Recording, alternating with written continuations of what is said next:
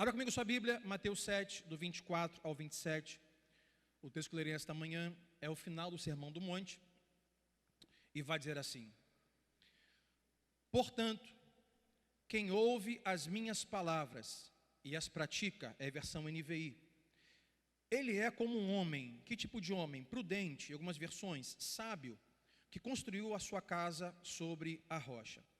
Caiu a chuva, transbordaram os rios, sopraram os ventos, e deram contra aquela casa, e ela não caiu. Por quê? Porque tinha seus alicerces na rocha.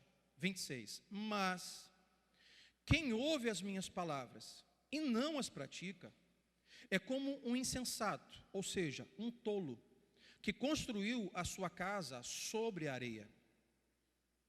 Caiu a chuva, transbordaram os rios, sopraram os ventos, e deram contra aquela casa, e ela caiu. Não só caiu, olha o final do versículo, foi grande a sua queda. Até aqui. Dentro desse texto, nesta manhã, eu quero conversar com você o que eu vou chamar de verificando os alicerces. Diga comigo, verificando os alicerces. A gente fica 2 semanas sem usar a voz. Quando volta a usar, a gente sente um pouco. Esse é o final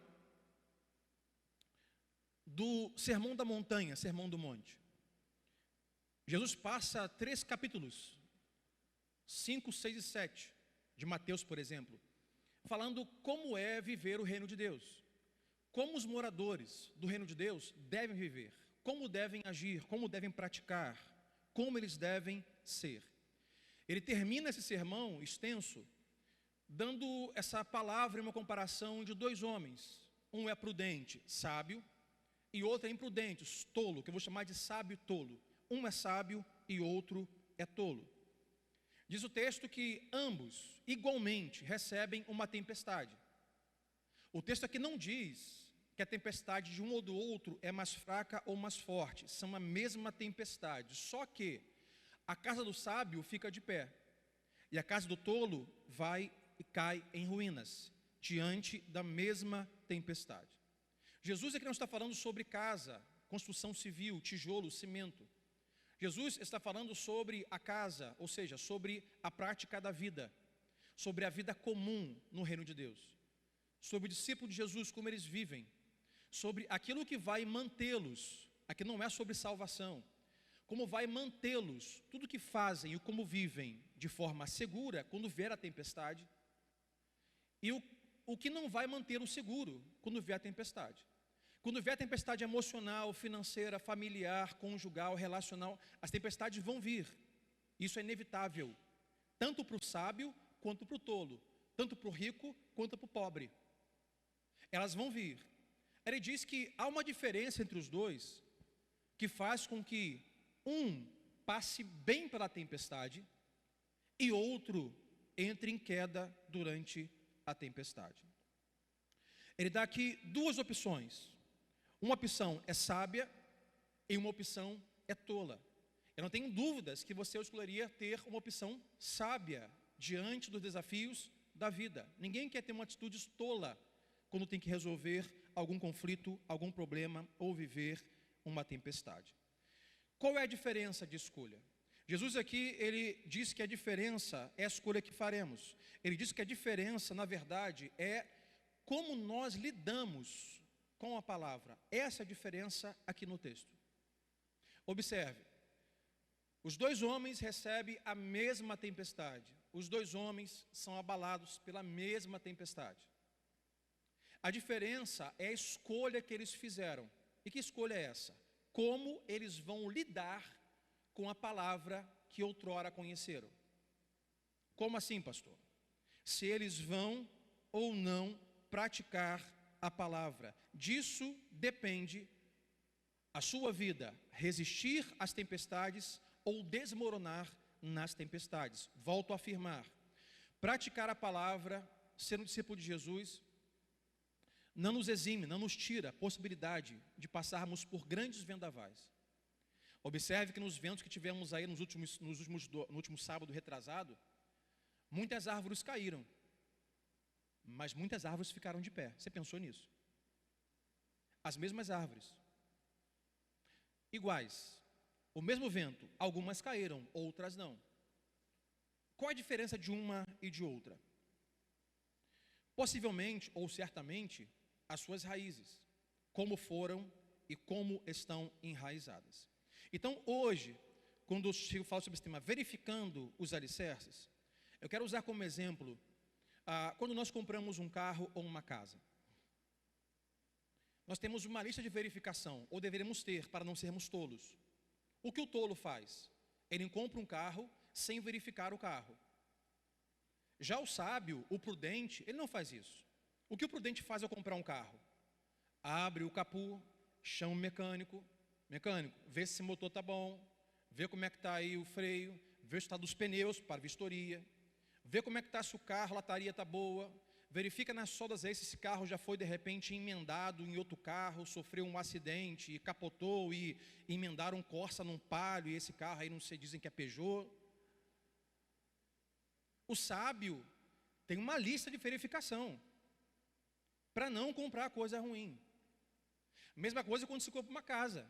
Você vai comprar ou alugar uma casa que seja, você não vai de tolo entrar na casa e mudar com os móveis e esperar para ver no que vai dar. Não. Você olha pintura, você olha rachadura, parte elétrica, disjuntores. De repente tem alguém hoje aqui assim, dizendo assim, coçando o queixo. Mas tem que fazer isso.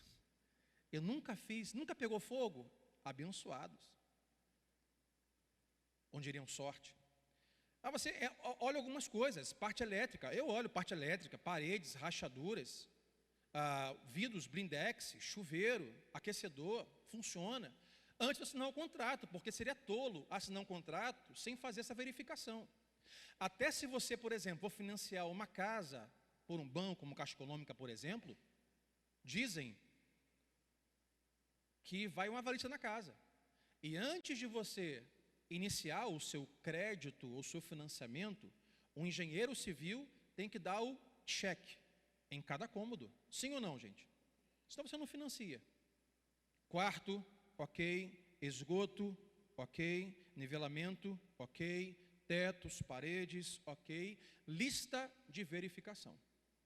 E uma coisa boa a se verificar numa casa, por exemplo, em um terreno que não é um prédio, é, por exemplo, como está a sua fundação, histórico, parede e por aí vai.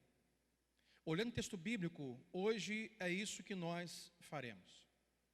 Quero convidar hoje a você olhar pelo menos 3 itens da sua, da minha, da nossa vida.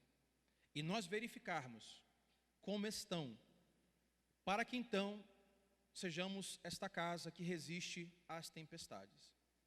Porque se eu não posso comprar uma casa ou um carro sem ter uma lista de coisas a verificar, eu diria também que há coisas importantes na sua e na minha vida em relação ao reino de Deus, nós temos que verificar para quando a tempestade chegar. E perguntamos assim, o que houve, pastor?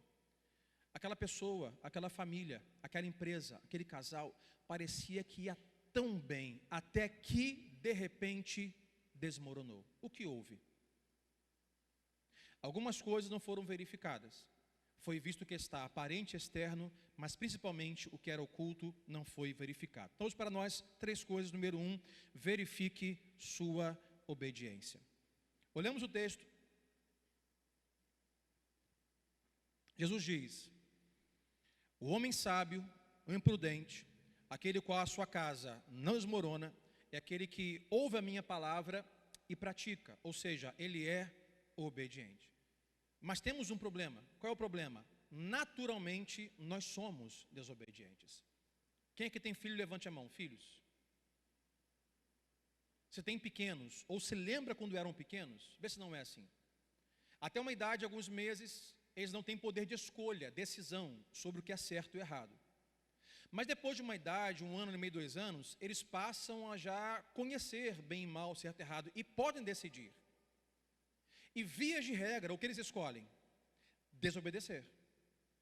Do tipo, não brinca com esse carrinho aí perto da televisão, não joga bola aí no seu quarto, não coloca o dedo nessa tomada, não faz isso ou aquilo.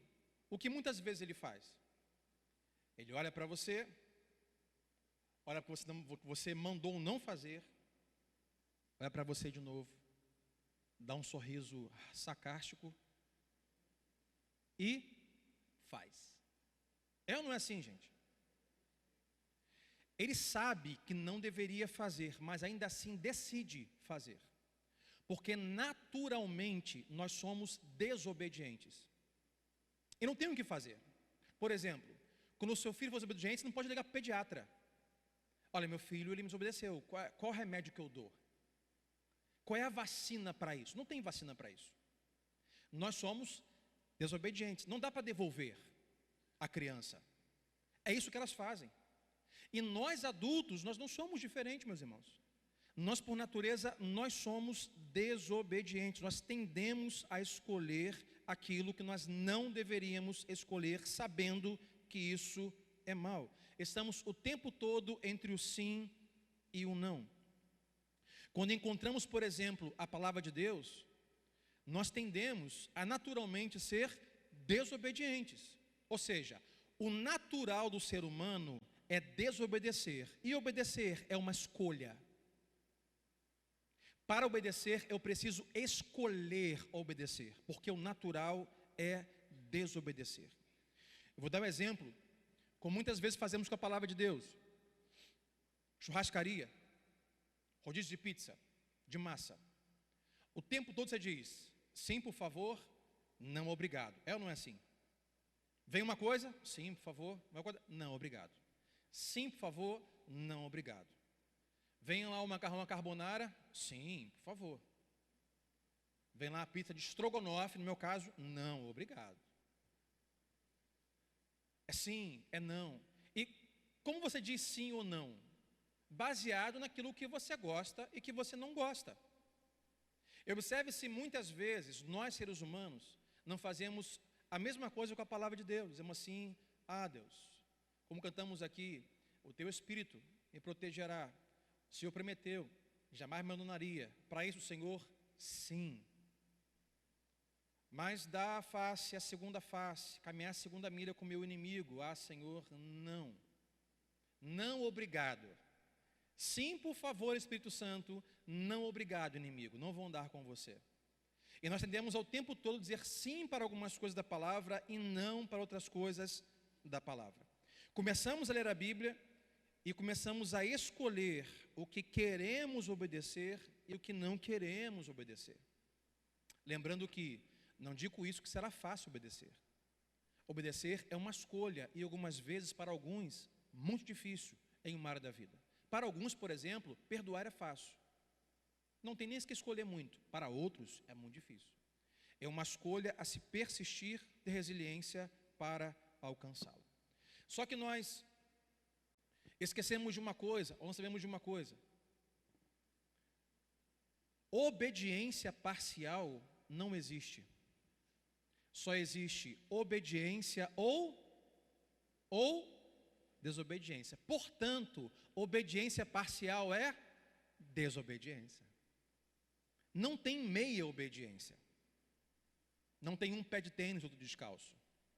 Não tem uma camisa com manga, uma sem manga. Uma calça com perna, uma sem perna. Ou é uma calça ou não é uma calça. Ou é um par de tênis ou não é um par de tênis. Ou é obediência ou é desobediência. Portanto, quando nós obedecemos parcialmente a palavra de Deus, nós estamos sendo desobedientes. E não, Senhor, mas eu fui tão obediente. Não, se você obedece só o que você gosta, o que você quer, você é desobediente. Eu sou desobediente, nós somos desobedientes. O que Jesus não diz aqui nesse texto é: bem-aventurados os que ouvem a minha palavra e praticam aquilo que gostam. O que ele não diz é: bem-aventurados aqueles que ouvem a minha palavra e praticam aquilo que faz bem. O que ele não diz é: bem-aventurados aqueles que ouvem a minha palavra e praticam aquilo que concordam. Não é o que ele diz. Quer dizer, bem-aventurados aqueles que ouvem a palavra e as praticam. E ao praticar, a sua casa, a sua vida, as suas relações, as suas emoções ficarão estáveis, mesmo diante da tempestade. Mas o que acontece, meus irmãos, isso só se agrava. Já foi comum em Daniel, é como um oi, só se agrava. Quando nós olhamos o mundo ao nosso redor, algumas coisas da Bíblia simplesmente não fazem sentido. Quando olhamos como o mundo vive, o que ele prega, o que ele ensina, para onde está caminhando, o que somos convidados a ser, ter, experimentar, e olhamos a Bíblia, dizemos assim, não faz sentido. É como se a Bíblia, o mundo estivesse indo para um lado e a Bíblia nos pedindo, nos chamando para ir para um lado oposto. Portanto, não faz sentido. Dizemos assim, Deus, todo mundo vai para esse lado, o mundo corre para esse lado. A economia, a política, os relacionamentos, os namoros, os casamentos, as relações humanas correm para esse lado. Não faz sentido eu voltar para este lado. Sim, algumas vezes a palavra de Deus não fará sentido. Como, por exemplo, Jesus diz, seus discípulos, no meu reino, quem quer ser o primeiro, tem que ser o último. Assim, Deus, eu nunca vi ninguém ganhar uma medalha por chegar em último. Eu nunca vi ninguém ter sucesso tendo a pior nota do colégio. Eu nunca vi ninguém entrando para a faculdade de medicina tendo a pior nota do Enem. Eu nunca vi no mundo o último sendo o primeiro. Assim, no meu reino, quem quer ser o primeiro, seja o último. Quem quer ser o maior, seja o menor. Ele diz, eu não estou aqui para ser servido, estou aqui como quem serve. É loucura. É difícil obedecer coisas como essa. É difícil algumas vezes engolir algumas coisas, perdoar pessoas que não merecem, esquecer coisas sérias e caminhar com pessoas tão diferentes. É difícil, não faz sentido algum. Portanto, é natural desobedecer o que é contracultural e obediência é uma escolha. Agora, como fica mais fácil nós escolhermos obedecer a palavra de Deus para mantermos a nossa vida estável? O nome disso é, diga assim comigo, confiança. É a confiança que torna a obediência mais fácil. Porque não se obedece quem você não confia. Se você tem um chefe e você confia nele, mesmo que ele peça para você fazer algo sem sentido, assim, chefe, eu não entendi, nem sei se eu concordo fazer isso, esta hora, mas eu confio no Senhor. Eu sei que no final, o Senhor é um homem sério, íntegro, o Senhor é justo, o Senhor é correto com os seus negócios. Não faz sentido isso que o Senhor mandou para mim, mas eu sei que no final isso vai dar certo, porque eu confio no Senhor. Você tem um chefe que você não confia, ele pode pedir a coisa mais óbvia, que você entenda assim, eu não confio nesse cara. Eu não vou ouvir que nesse dia, não vou assinar essa nota, sim ou não, gente? Eu não vou passar esse e-mail, eu não vou assinar esse cheque, eu não vou assinar esse contrato com ele, porque eu não confio nesse cidadão. Vai ser preso eu e ele. Eu não confio. Não se obedece quem a gente não confia. Portanto, a confiança torna a obediência mais fácil. Diga assim comigo, a confiança torna mais fácil a obediência. Então, pastor, como eu consigo, mesmo quando não faz sentido confiar obedecer a palavra de Deus? Confiando no Deus da palavra. Quando eu confio no Deus da palavra, eu consigo ser obediente a esse Deus. A única forma de obedecermos totalmente o que a palavra de Deus diz é se tivermos plena confiança em Deus. Mas pastor, como eu posso saber que tudo o que Deus diz é confiável? É o que o mundo hoje coloca em xeque. Como eu posso confiar? Não posso garantir que tudo que nesse livro que está é confiável. Como posso saber, pastor, que a palavra de Deus é confiável? Como posso saber que a palavra de Deus, tudo que tem aqui, é o melhor para mim? É confiável ou melhor? Como eu faço? Um simples movimento. Olhe para a cruz. E se eu te disser que o Deus que escreveu esta palavra, Ele convida em confiança a obedecer para se manter nas tempestades da vida, e se eu te disser que esse Deus olhou a história, nos viu, não merecedores, pecadores, rebeldes, e ainda assim, Paulo diz, quando nós éramos pecadores, nos amou, enviou o seu Filho único para viver a nossa vida, viver o nosso chão, carregar a nossa cruz, morrer a nossa morte, o inocente por nós pecadores, levou o preço por nós, e pelo seu sangue Ele nos adota como seus filhos, a imagem e semelhança de Jesus, para que nós, de escravos rebeldes, passássemos a filhos adotados por meio de Jesus. Se eu dissesse que Ele fez isso por você, o que você diria? Eu diria, eu posso confiar em alguém assim. Eu posso confiar em alguém que não só disse, mas demonstrou e entregou o melhor que tinha, para que eu fosse alcançado, salvo de meus pecados e liberto de minhas condenações. Portanto, quando entendemos isso, quando entendemos Jesus e a cruz, porque Ele é o centro do Evangelho, podemos confiar em Deus. Quem não confia em Deus, quem nunca teve encontro de fato com a pessoa de Jesus, quem nunca teve os seus olhos abertos. Portanto, a confiança em Deus por meio da cruz é que nos faz sermos obedientes. E quando confiamos nele, quando confiamos em seu sacrifício, quando confiamos em suas promessas, nós obedecemos. E quando obedecemos, estamos com isso praticando. E quando praticamos, estamos com isso construindo a nossa casa em um solo firme, em uma rocha. Sim, a tempestade virá, mas nós permaneceremos de pé. Então, se queremos entrar em 2024, que está chegando, hoje é praticamente o penúltimo, o último domingo. Nós teremos outro domingo que virará 31 para 1º de janeiro. Mas queremos entrar em 2024 um pouco mais seguros, um pouco mais prudentes, um pouco mais sábios. Nós não podemos construir a nossa vida sem alicerce.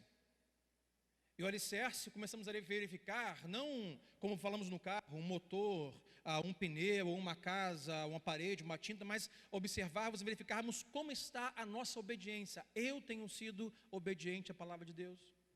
Eu tenho praticado a palavra de Deus? Será que eu tenho praticado apenas aquilo que eu concordo, apenas aquilo que eu gosto, aquilo que me faz bem? Meus irmãos, a palavra de Deus não é uma enciclopédia, como um rodízio que dizemos sim, obrigado, e sim, por favor, não, obrigado. A palavra de Deus é um livro único, é o livro de vida, para que nós, ao praticarmos, garantimos a nossa estadia aqui nesta terra. Então, hoje, fôssemos verificar como está a sua obediência a palavra de Deus. Segundo, verifique a sua fundação. Verificamos a obediência e verificamos a fundação de nossa vida. O que é fundação?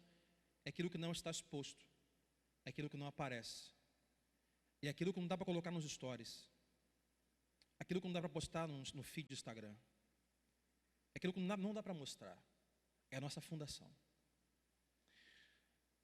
Você que tem filhos sabe que muitas vezes os filhos são desobedientes, teimosos, e como eles não sabem nada sobre física, por exemplo, sobre gravidade, se dá um brinquedo para eles, um Lego, por exemplo, eles não sabem nada. Isso pode acontecer, eles começarem a construir uma torre de Lego, começando com as peças menores.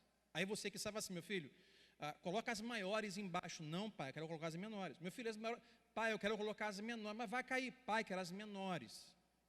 Ele coloca as peças pequenas embaixo e vai gastando as peças, e é fato, é física.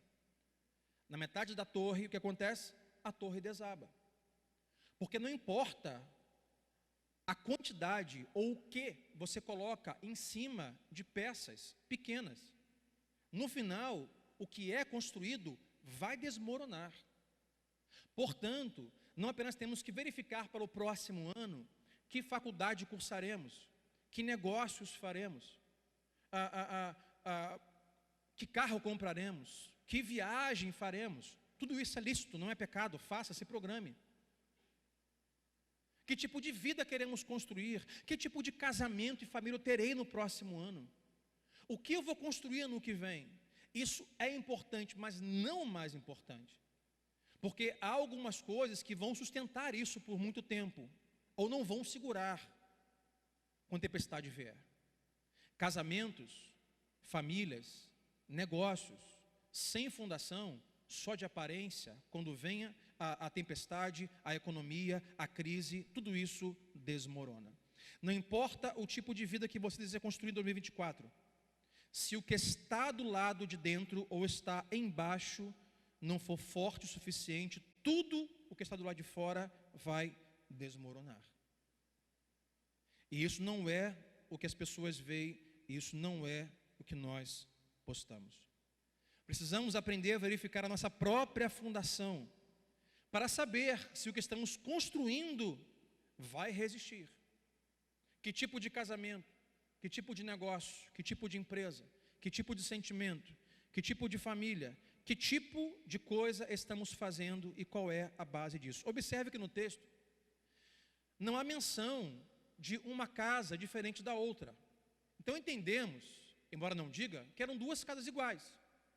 Um prudente construiu uma casa, e o tolo, uma casa também. Como era a casa do tolo? Era torta? Não, era igual do prudente, era idêntica. As duas casas eram exatamente iguais. Qual era a diferença? É que uma estava em um lugar de boa fundação, rocha, e a outra estava em um lugar ruim de fundação, ou seja, areia. Qual é a diferença? O lugar. Sobre o que construímos. Se o que vamos construir, família, casamento, negócios, vida financeira, relacionamento, vamos construir sobre o quê? Essa é a diferença do texto. Porque você pode ter um casamento, uma família, uma empresa idêntica em sucesso e provisão como essa. Mas se as duas têm um lugar diferente, o qual foram construídas, quando chegar a tempestade, uma fica de pé e a outra vai à ruína. É o que não pode se ver que faz a diferença. Por isso eu digo que há dois perigos para nós cristãos no mundo de hoje. Primeiro deles, nós olharmos o mundo, as famílias, as empresas, as aparências, os casamentos das estrelas, dos artistas, dos bem-sucedidos e dizermos assim: eu quero isso. Eu quero ser igual a essa pessoa. Eu quero ter um casamento, alguém diria, igual o Edson Celular e a Cláudia Raia. Outros mais novos, que não sabem de nada, diriam: eu quero um casamento igual ao do Fábio Júnior. Eu quero uma vida igual a essa. Eu quero uma conta bancária igual a esse cara aí. Eu quero uma pele igual a essa mulher aí. Eu quero tantos seguidores como essa pessoa. O perigo é nós olharmos o mundo e o que se pode ver, assim, eu quero isso. Só que nós não temos ideia sobre o que aquilo está sendo construído. Aí você fica surpreso, meses, anos depois, e diz: gente, ficou sabendo? Aquele casal que eu invejava, dizia: eu quero um casamento igual a esse, divorciaram. Está sabendo? Aquela pessoa tão feliz e alegre, tão extrovertida, fez agora um Reels para comunicar que tem depressão há 10 anos. O que ela fazia ali era mais ou menos um fingimento de que ela não era. Gente, estou boquiaberta. Gente, estou pasmo. Ficou sabendo, o que acontece é: a casa é bela, a pintura é nova, o telhado é bonito, há placas solares em cima, mas a fundação, aonde colocaram a sua casa, é areia. É areia. O primeiro perigo é os cristãos invejar as coisas do mundo e quererem ter as mesmas coisas, só que a fundação lá não é Jesus. A fundação lá não é Deus. A fundação lá não é as Sagradas Escrituras. E quando vier tempestade, tudo isso vai ruir. O segundo problema é nós olharmos a nossa vida, em alguns momentos que está tudo bem, e pensarmos: a minha fundação é show, a minha fundação é forte, ninguém me abala, ninguém me derruba, a minha fundação é inabalável. Esse é o segundo perigo. Nós vemos uma vida acostumados com o evangelho, acostumados com a igreja, acostumados com o culto, acostumados a ser chamado de cristão, de irmão, e pararmos de constantemente verificar a nossa fundação. e verificar se outrora não fazíamos o que fazíamos, tendo Jesus como fundação, mas se agora nós perdemos isso. E agora estamos tão garantidos que não mais fazemos o que fazemos, tendo Jesus como fundação, temos a palavra como fundação. Agora fazemos porque queremos fazer do nosso jeito, quando queremos, da forma que queremos, não importa o que Jesus disse. Esse é um segundo perigo. Por isso, hoje, esta manhã, eu quero te alertar para essas duas coisas, você que está em Cristo. Primeiro, cuidado ao querer ter e ser o que pessoas sem Cristo estão construindo e querer construir igual, porque a base deles não é Jesus, isso vai desmoronar. E a segunda coisa, verifique-se constantemente. Toda semana, antes de assinar um contrato, fazer um negócio, um relacionamento, falar alguma coisa, verifique se o que você vai construir para 2024 tem Jesus como alicerce, base, a rocha fundamental. Diga assim para o seu vizinho: o que você for construir, construa tendo Cristo como a sua base e o seu alicerce. Olha o salmista diz, Salmo 139, versículo 23 e 24, versão NVT, Davi diz: examina-me, ó Deus. Algumas versões, sonda-me, ó Deus, conhece o meu coração e prova-me, ou seja, coloca isso à prova e vê os meus pensamentos, Senhor. 24, e mostra-me se há em mim algo que te ofende e conduze-me pelo caminho eterno. O que Davi quer dizer é: Deus, olha para mim, o meu coração, e vê se tem alguma parte da minha fundação que está rachada, Senhor. Vê se há rachaduras, vê se há buracos, vê se há algumas coisas da minha fundação, Deus, que farão com que eu desmorone mais à frente. Vê se há em mim, Senhor, alguma fundação danificada. Mas, pastor, como eu posso saber que a minha fundação está comprometida? Isso já aconteceu na sua casa, possivelmente. Primeiro sintoma: paredes e tetos rachando. Racha a parede, poxa, acabei de pintar.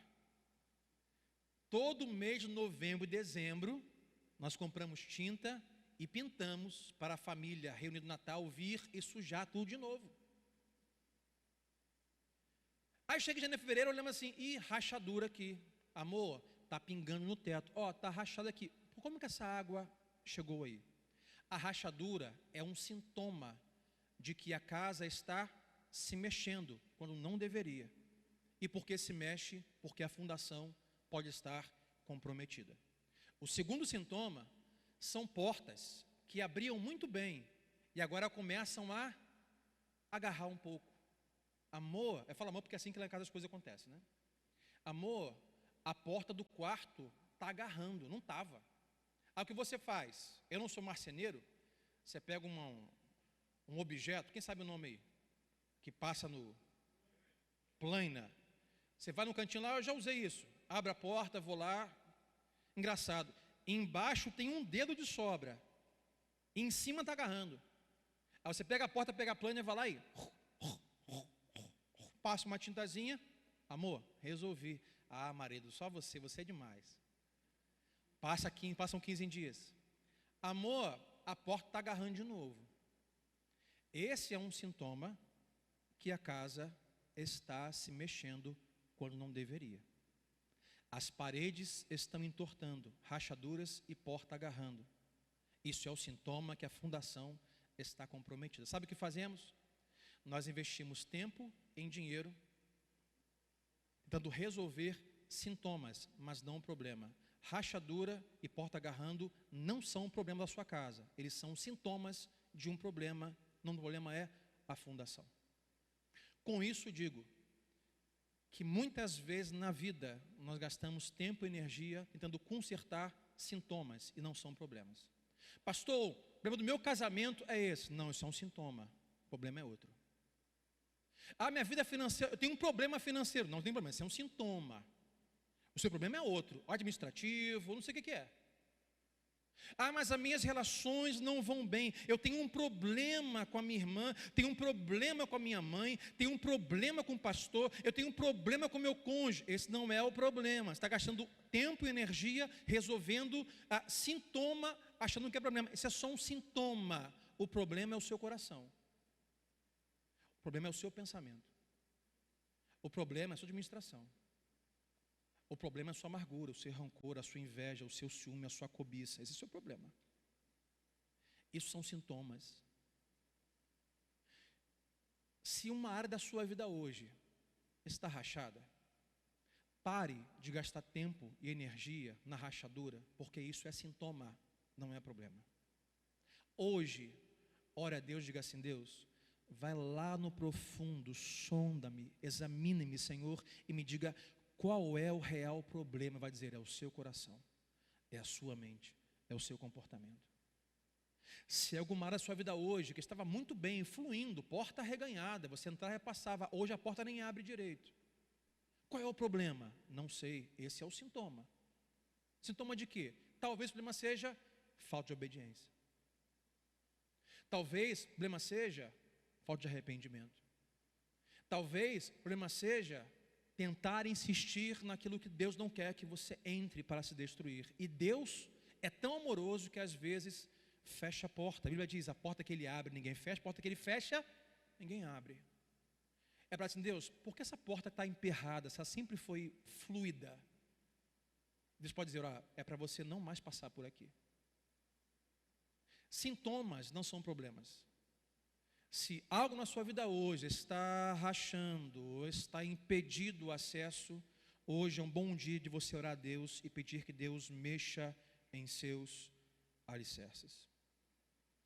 E não há fundação, não há alicerce que Deus não possa dar jeito. Mas pastor, tem jeito para o meu sentimento? Já fui ao especialista, a clínicos, acessei medicamentos, ciência, há jeito para as minhas emoções, há jeito para a minha mente. Não existe uma fundação que Deus passe e diga: isso não tem como dar conta. Toda fundação Deus pode ajustar. Toda fundação Deus pode dar conta. Toda casa rachada Deus pode sustentar. Toda porta emperrada Deus pode abrir. Nós temos que levar isso a Ele de forma sincera. E pararmos de tentar maquiar as rachaduras, pararmos de tentar parecer para as pessoas que meu casamento está ótimo, que minha vida financeira está ótima, e ficamos maquiando, mas a fundação está comprometida. Mas isso pode ser muito doloroso. A casa sente quando se mexe na fundação. Algumas vezes, para chegar na fundação, isso requererá no terreno cavar algumas coisas, derrubar uma parede, arrancar uma porta, e a casa sente. Algumas vezes, o que Deus quer fazer em nós vai ser um pouco doloroso, mas nós temos que permitir Deus fazer o trabalho na nossa fundação, na nossa vida. E pode ser até que Deus diga assim: olha, já que você me permite eu trabalhar em você, deixa-me dizer algo. Deus diria: tudo que você construiu até aqui, eu não gostei de nada, eu vou derrubar tudo, tá bom? Só para você saber, eu vou derrubar tudo e vamos começar do zero. E poderá ser um processo difícil na sua vida, mas é um processo difícil, porém temporário. Quando a casa baseada em Jesus a rocha estiver de pé, as tempestades virão e você permanecerá firme e não será abalado. Mas vai doer algumas vezes.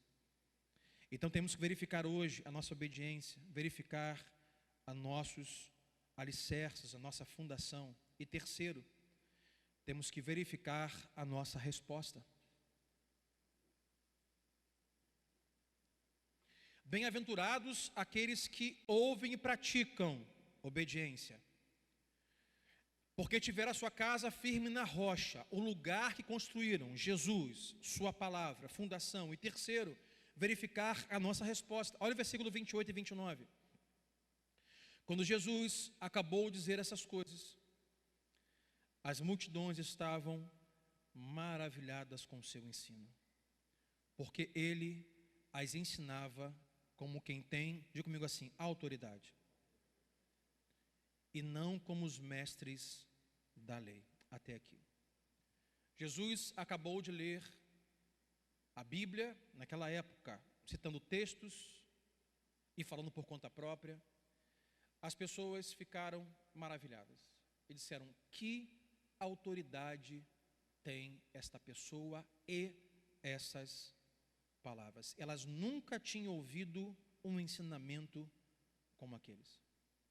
Elas já tinham obtido ensinamento dos religiosos, obtido ensinamento da cultura, de outras religiões, de outros rabinos, de outros mestres. Eles ouviram a religião, eles ouviram o mundo, mas quando ouviram Jesus disseram: ninguém nunca falou com essa autoridade, ninguém nunca expressou palavras com tamanha autoridade como essa. Ficaram maravilhados. Permita-lhe dizer algo nesta manhã. A mesma autoridade com qual Jesus falou e as palavras que diz, essa autoridade é a mesma que criou céus e terras, haja luz, haja fundamento. E esta autoridade ainda está vigente, porque a palavra de Deus foi autoridade em Gênesis, a palavra de Deus foi autoridade nos evangelhos, e a palavra de Deus é ainda a autoridade nesta manhã. Esta palavra aqui tem a mesma autoridade que estava sobre Jesus e tem a mesma autoridade das palavras que criaram o universo. Mesma autoridade. Algumas perguntas para você refletir nesta manhã. Primeira delas: quando você se depara com esta palavra, quando você se depara com o que Deus diz, hoje, você ainda fica maravilhado? Você ainda diz: Deus, a tua palavra tem toda a autoridade na minha vida. Deus, a tua palavra, Deus, é tão amável. A tua palavra é tão perfeita. Ah, Deus, que palavra. Segunda pergunta: você hoje ainda fica maravilhado com a leitura bíblica aos domingos? E terceira, quando você ouve esta palavra, você de fato deseja ouvir o que Deus diz ou mais um discurso motivacional? Quando você vem a esse lugar domingo, você vem como quem pensa: Deus, hoje fala meu coração, dá-me o que o Senhor quer, Deus, com autoridade. Ou você vem mais preocupado em ser motivado para ir bem para casa, ter uma semana melhor que a semana passada? Não estou com isso julgando ninguém aqui. Estou dizendo que não basta apenas obedecer a palavra de Deus, dar liberdade para Deus mexer na fundação. Nós temos que voltar à prática do maravilhamento, ficarmos maravilhados com a palavra de Deus. Ainda hoje lermos a palavra de Deus e dizer assim: Deus, fala comigo, é a tua palavra, é a mesma autoridade que criou o céu e terra, é a mesma autoridade que Jesus teve, e as pessoas ficaram maravilhadas. Ficarmos maravilhados. Essa foi a resposta do povo. Como o povo respondeu à palavra de Deus? Ficaram maravilhados com aquela autoridade, a autoridade da palavra de Deus. Sabe o que, meus irmãos? É comum, nós somos seres humanos, a vida vai rodando como uma estrada, vamos vivendo, e vamos perdendo o maravilhamento que outrora tínhamos, para tudo.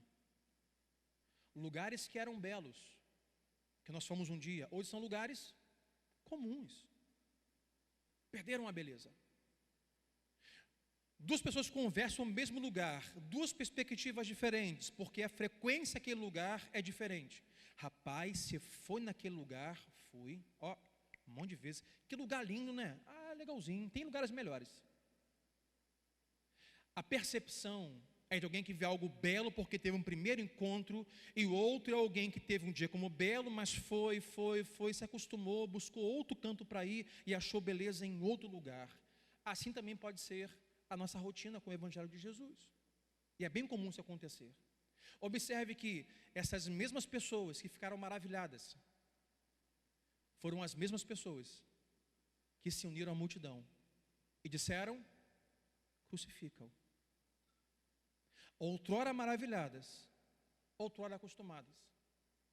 Outrora maravilhadas com a autoridade da sua palavra, outrora mais um rabino, mais um charlatão, mais um herege crucificam. A vida vai andando e vamos perdendo a admiração pela autoridade da palavra de Deus. Aquilo que no começo para nós era sine qua non, preto no branco, sim, sim, não, não, não tem outra escolha, é isso, Deus falou, é assim será. Hoje pensamos, como eu falei no início, não concordo, eu acho que está na contramão do que o mundo está fazendo, eu acho que não é bem isso, e vamos sendo consumidos pela cultura e pelo mundo. Termino dizendo que hoje a palavra de Deus tenha a mesma autoridade que outrora teve na sua caminhada inicial, quando aqueceu o seu coração. Aquela palavra que um dia invadiu o seu coração e tacou fogo no seu coração, ela não perdeu autoridade. Ela é a mesma hoje, nesta manhã. Então o problema não está com esta palavra. O problema está conosco. Temos que nesta manhã observar os sintomas, rachaduras, portas trancadas, arrastando, uma vida sem maravilhamento, uma vida com fundação, com construções, tendo como fundação a cultura, a aparência, os relacionamentos humanos, e tendo uma casa construída debaixo de obediência parcial, que é desobediência. Hoje é um bom domingo, 1º do mês de dezembro, para nós olharmos a nossa vida e verificarmos. Como verificamos um carro antes de comprar, uma casa antes de comprar, antes da ceia, verificarmos todos os cômodos da nossa vida. E dizer: Deus, se o Senhor tiver que mexer na fundação para isso parar de rachar, mexe, Deus. Deus, se a porta for o Senhor que fechou, permaneça fechada. Mas Deus, se a porta está emperrada, porque a fundação, eu construí esse cômodo em um alicerce que não foi o Senhor, Deus, se for da tua vontade hoje, bota abaixo isso e constrói coisas novas, sentimentos novos, relações novas, pensamentos novos, desejos novos para a glória do nosso Senhor Jesus Cristo. Termino dizendo que eu aprendo: se você não ficar maravilhado com a autoridade das Escrituras, raramente você será obediente a ela. Vou repetir: se você não ficar maravilhado com a autoridade da palavra de Deus, raramente você será obediente a ela. E se você não for obediente a ela, provavelmente a sua fundação vai desmoronar. Ou seja, se você nesta manhã buscar estar constantemente maravilhado com a autoridade das Escrituras e for obediente a ela como sinal de confiança, você constantemente colocará os seus alicerces a serem verificados. E diariamente, domingo após domingo, orará como salmista: verifica-me, Senhor, examine-me, Senhor. Vê se há tijolos, paredes, colunas. Vê, Deus, se há um ambiente na minha vida que eu construí não tendo o Senhor como base. Pela tua vontade hoje, Deus, mexe na base, muda tudo, faz novas todas as coisas. Hoje é dia de nos verificarmos, para entrarmos no novo ano, tendo nossa vida, relações e bens construído na pessoa Jesus Cristo e da sua palavra. Antes de ficar em pé, vem para o seu vizinho e diga assim para ele: construa a sua vida em Jesus e sua palavra. Vamos orar assim, fique em pé comigo nesta manhã em nome de Jesus.